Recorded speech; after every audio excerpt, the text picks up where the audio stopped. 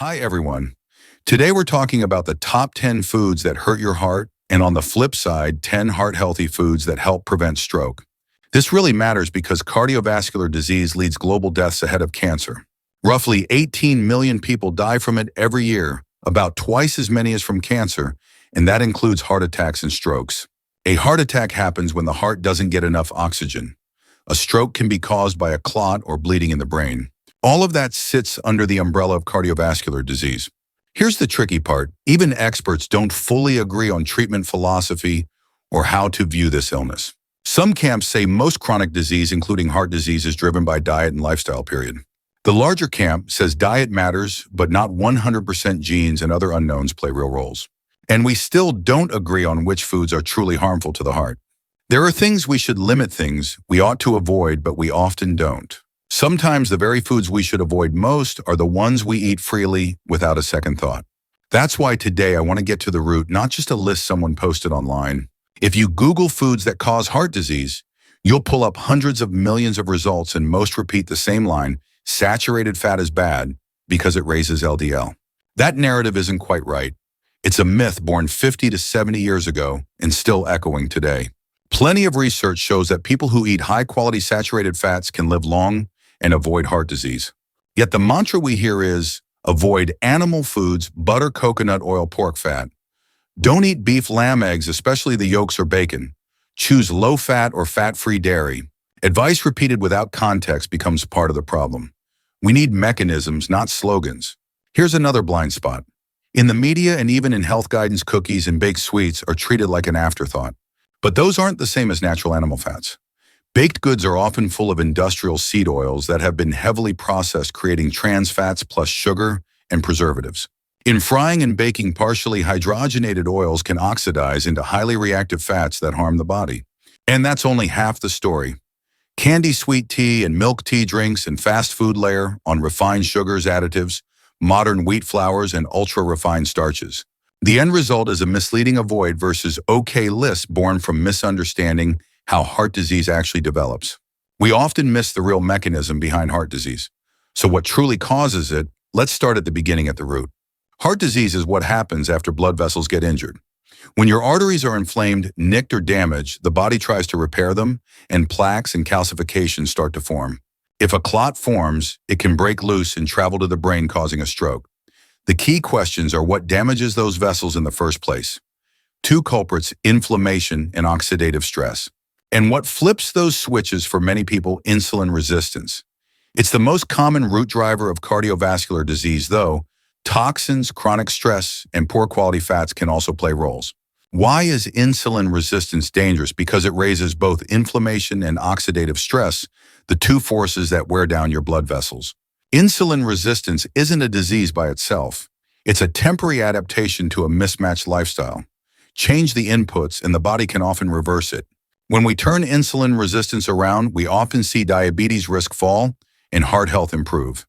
In short, saturated fat isn't the sole villain. The real troublemakers are inflammation, oxidative stress, and insulin resistance.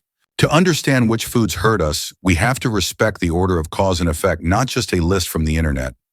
The body can heal if we stop pouring toxins into it. Now let's talk specific foods. 10 that commonly push heart health in the wrong direction. Number 10, white rice.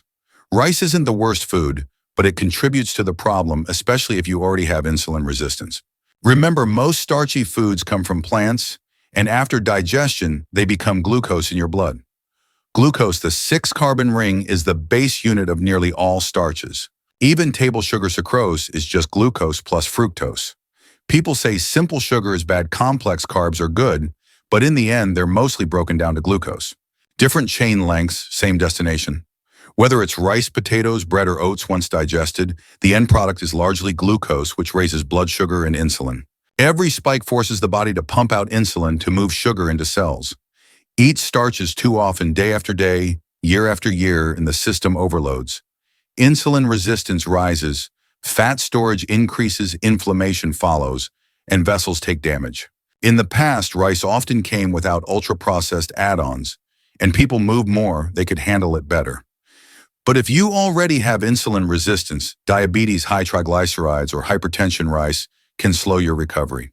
And about sweeteners, white sugar, brown sugar, honey glucose syrup, high fructose corn syrup, they're all combinations of glucose and fructose. Ratios differ, but the stress on insulin, the liver, and metabolism is similar. What about fruit? Fruit isn't bad if your metabolism is healthy. But if you have insulin resistance, prediabetes, or diabetes, the fructose in fruit can still drive fatty liver and higher insulin. Fiber helps, but sugar is still sugar. The harm to the body is no different. If you're metabolically healthy, a small amount of fruit is fine. If you're unwell, please avoid fruit. Food number 9, bread. Everything I said about white rice applies to bread, but it can be worse because it often triggers gut inflammation and digestive problems. Wheat gluten can inflame and injure the intestinal lining and activate the immune system, especially in people with IBS, IBD, or autoimmune issues. Even without a diagnosis, many feel better removing bread. Food number 8, alcohol. It's natural and our bodies have alcohol dehydrogenase to process it, but too much overwhelms the liver, builds toxins, and damages mitochondria. The liver is the only organ that can metabolize alcohol. When it's overloaded, alcoholic fatty liver develops, oxidative stress rises, and vascular health suffers. Today, most fatty liver isn't from alcohol, it's from fructose, which makes up about half of table sugar. Only the liver can process fructose, so sodas, sweets, and syrups overload it like alcohol does. If you do drink, choose distilled spirits like vodka, whiskey, or cognac. They contain less sugar. Avoid sugary cocktails and beer. Often worse starch, plus a rapid rise in uric acid that harms vessels. Food, number 7, ultra-processed foods, instant noodles, snacks, candy canned or packaged meals, ready-to-eat cereals, industrial protein bars. They pack sugars, seed oils, flavor chemicals, and preservatives. In the U.S., roughly 73% of calories come from ultra-processed foods. This industry problem drives insulin resistance, fatty liver, vessel inflammation, and ultimately cardiovascular disease. Food number 6, fast food. People think it's a full meal, meat, veggies, a bun. In reality, it's the perfect storm of mistakes packed into one tray. The bun is 100% refined starch. Sauces add sugar, seed oils, and preservatives. Fries are repeatedly cooked in oxidized seed oils. Sodas or milkshakes pile on sugar and fructose. In one experiment, people eating 2,500 calories of fast food a day took in 300 gram carbs, 70 gram low protein, 100 gram fat, mostly poor quality, and 150 gram added sugar, about average. It overloads insulin, fattens the liver, and injures vessels. Food number 5, seed oils, soybean, corn, canola. Many were told vegetable oils are healthy. Not all are the same. These seed oils are very high in omega-6. Excess omega-6 fuels inflammation. To extract them, manufacturers use high-pressure, high-heat solvents like hexane. The oils oxidize, then get bleached and deodorized, leaving a neutral oil low in nutrients but high in oxidative byproducts. These refined seed oils show up in margarines, deep-fried foods, and industrial baked goods. Better options: extra virgin olive oil, cold-pressed avocado, coconut, or walnut oil. Less processing, less oxidation. Food number 4, deep-fried foods. Frying itself isn't the villain. The problem is the oil type, high temperature, and reusing oil. Each reuse generates more free radicals and oxidative stress. If you must fry, use more stable fats like beef tallow, pork lard, chicken fat, or coconut oil. However, continued, from my own experience, pork lard is the easiest fat to cook with, tasty, versatile, dependable. It's stable under heat and doesn't oxidize as easily, and coconut oil can sit on the shelf for months without spoiling. That's the nature of saturated fats. Food number 3, margarine. It's marketed as a healthy swap for butter, but in reality, it's one of the most harmful fats humans ever created. It's made from heavily processed seed oils with added chemicals, color, and artificial flavor. To give it that soft, spreadable texture, manufacturers partially hydrogenate the oil, creating trans fats. Trans fat damages mitochondria, disrupts cell metabolism, and raises the risk of heart disease. It increases bad LDL, lowers good HDL, sparks inflammation, and floods your body with free radicals. Yes, many countries have banned trans fat, but it still sneaks into some industrial foods. Labels can legally say 0g trans fat if one serving contains less than 0.5 grams. How do products dodge the rule? By shrinking the serving size on the label. If a whole pastry contains 4 grams of trans fat, but the label divides it into 10 tiny servings, Each serving appears to have just zero point 0.4 grams, so it can be listed as zero. But eat the whole thing as most people do, and you've consumed all 4 grams. That's not harmless. Food number 2, donuts. They bring together almost every harmful element in one bite. White sugar, often in huge amounts. Refined flour, 100% rapidly absorbed starch. Gluten that can irritate the gut for many people. And deep frying in oxidized seed oils creates more free radicals. The dough already contains oil, then it's fried again in industrial oil, sometimes over and over. Add artificial flavors, colors, and preservatives, and you've got a perfect storm for metabolic damage. If you wanted to design the most harmful food, the donut recipe would be a pretty good blueprint. And food number 1, the undisputed leader, is sugar.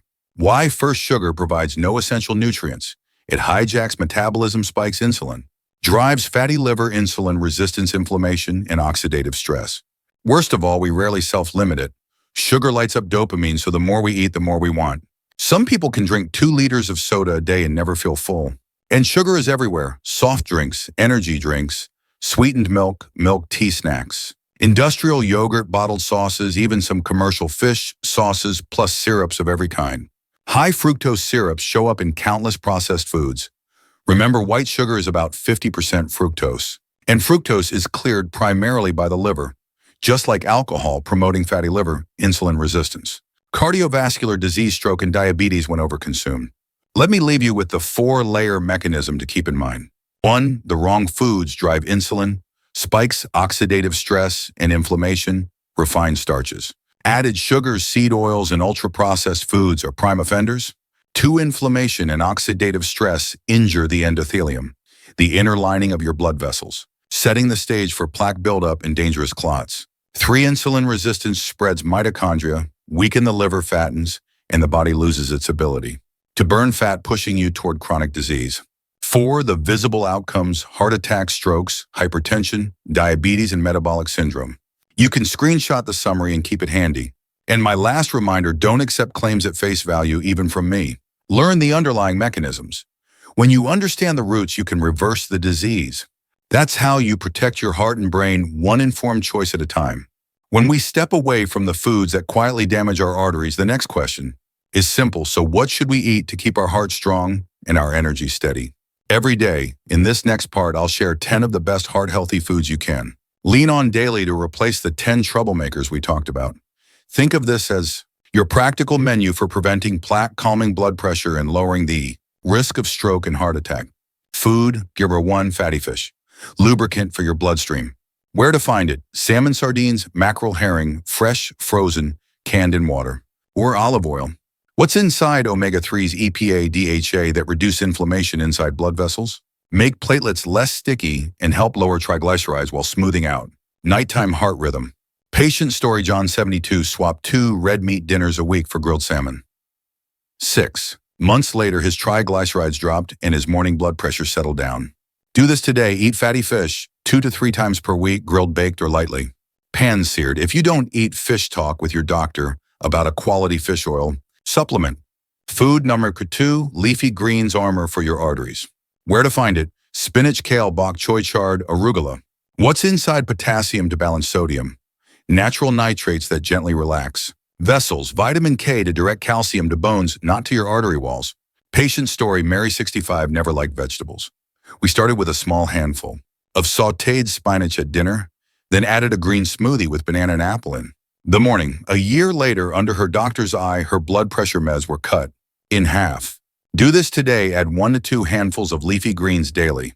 On warfare and keep vitamin K intake consistent. Don't swing it up or down suddenly, and let your clinician know so they can manage your INR.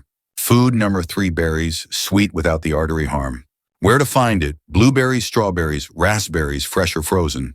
What's inside? Anthocyanins that gently lower blood pressure, improve arterial elasticity, and fight inflammation.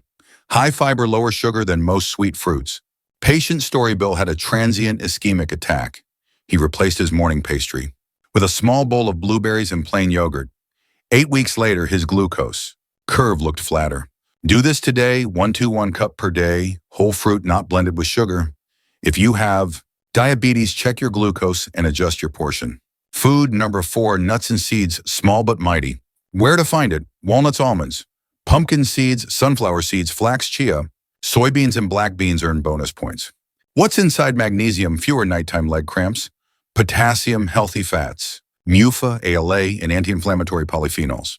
Patient story: Linda, 60, had leg cramps and fluctuating blood pressure. We added one small handful of unsalted mixed nuts to her morning yogurt.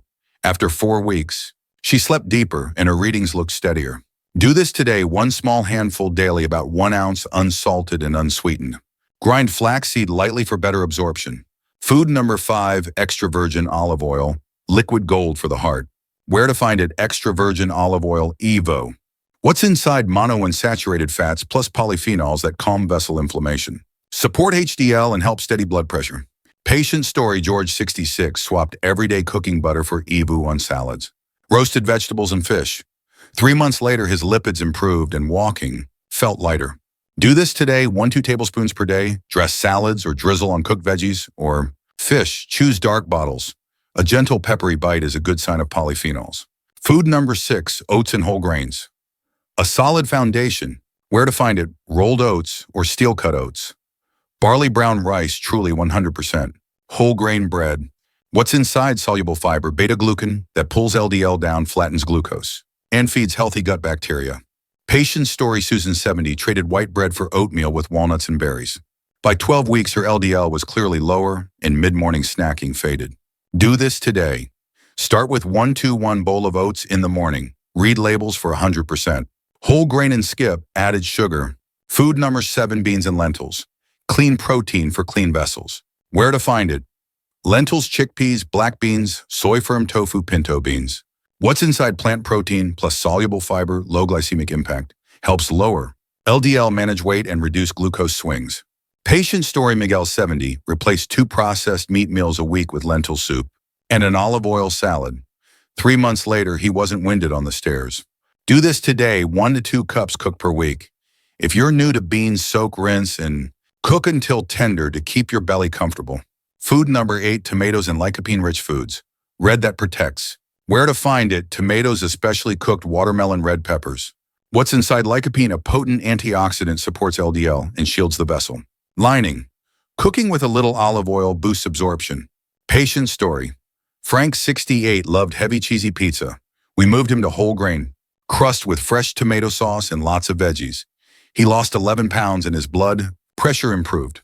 Do this today: add homemade tomato sauce or tomato soup 2-3 times weekly. Mind the salt in sauces. Food number 9, plain yogurt and fermented foods done right. Your gut maintenance crew. Where to find it? Unsweetened yogurt, kefir, low sodium sauerkraut, or kimchi. Homemade is even better. What's inside? Friendly bacteria that support metabolism and lower low-grade inflammation, the quiet background driver of vascular disease. Patient story: Tam, 69, swapped his sugary night dessert for plain yogurt with a few berries. He slept deeper and woke up less parched. Do this today: 1 small cup of plain yogurt daily. If you have high blood pressure, choose low-sodium ferments or rinse briefly before eating. Food: Fiber 10, green tea and dark cocoa, a sip that relaxes your vessels. Where to find it? Lightly brewed green tea, unsweetened cocoa powder, or dark chocolate, sure 70%. What's inside? Catechins, tea, and flavanols. Cocoa help the endothelium release nitric oxide, vessels relax, and blood pressure eases. Patient story: Mr. D, 62, replaced his afternoon coffee with mild green tea. Evenings felt calmer and his blood pressure looked better. Do this today: 1 to 2 cups of green tea per day before mid-afternoon. 1 to 2 squares of dark chocolate after dinner. Avoid sugary milk chocolate. Notes that age well. Consistency beats volume. Modest portions repeated daily. Your vessels love steady habits. Personal balance matters. On blood thinners, pressure meds, or diabetes meds, tell your clinician before big diet shifts. Measure then believe. Track morning, evening blood pressure a few days each week. Follow your lipid glucose labs. When the numbers improve, your motivation will too. Tonight, swap trade dessert for plain yogurt plus a small handful of nuts plus half a cup of berries. This week's plan: add 2 fatty fish meals, switch your cooking oil to Evu, and add 1 extra handful of greens each day. If this list helps, save it and share it with someone you love. A right plate each day seems small, but it keeps your heartbeat peaceful for a very long time. Thank you for spending your time with me. If this video brought you value, please like it, share it, and hit subscribe so you don't miss the next simple, doable guide. I'll see you in the next video.